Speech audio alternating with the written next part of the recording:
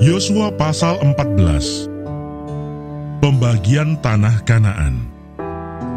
Inilah semuanya yang diterima oleh orang Israel sebagai milik pusaka di tanah Kanaan, yang telah dibagikan kepada orang Israel oleh Imam Eleazar dan Yosua bin Nun, dan para kepala kaum keluarga dari suku-suku mereka, dengan mengundi milik pusaka itu, seperti yang diperintahkan Tuhan dengan perantaraan Musa mengenai suku-suku yang 9,5 itu. Sebab kepada suku-suku yang 2,5 lagi telah diberikan Musa milik pusaka di seberang sungai Yordan.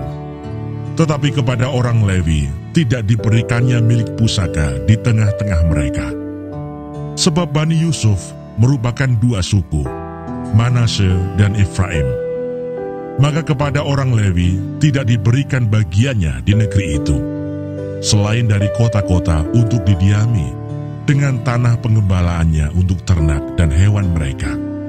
Seperti yang diperintahkan Tuhan kepada Musa, demikianlah diperbuat oleh orang Israel, dan dibagi-bagi merekalah negeri itu. Kaleb mendapat Hebron. Bani Yehuda datang menghadap Yosua di Gilgal.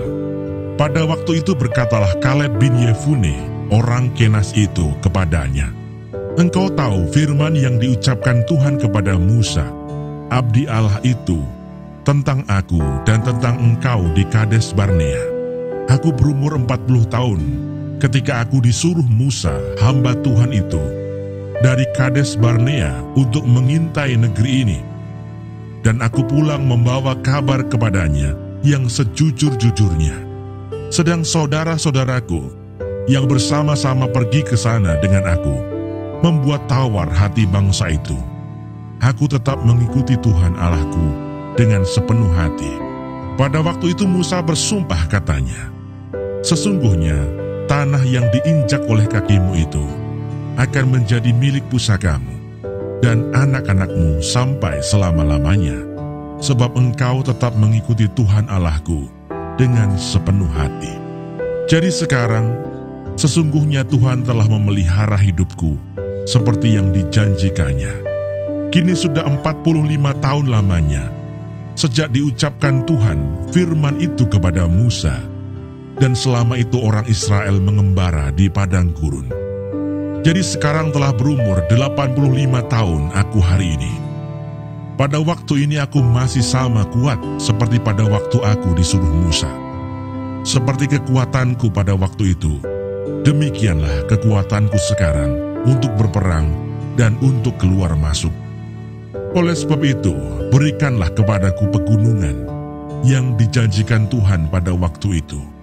Sebab engkau sendiri mendengar pada waktu itu bahwa di sana ada orang enak dengan kota-kota yang besar dan berkubu. Mungkin Tuhan menyertai aku, sehingga aku menghalau mereka seperti yang difirmankan Tuhan." Lalu Yosua memberkati Kaleb bin Yefune, dan diberikannyalah Hebron kepadanya menjadi milik pusakanya. Itulah sebabnya Hebron menjadi milik pusaka Kaleb bin Yefune, orang Kenas itu, sampai sekarang ini, karena ia tetap mengikuti Tuhan Allah Israel dengan sepenuh hati. Nama Hebron dahulu ialah Kiryat Arba. Arba ialah orang yang paling besar di antara orang Enak. Dan amanlah negeri itu berhenti berperang.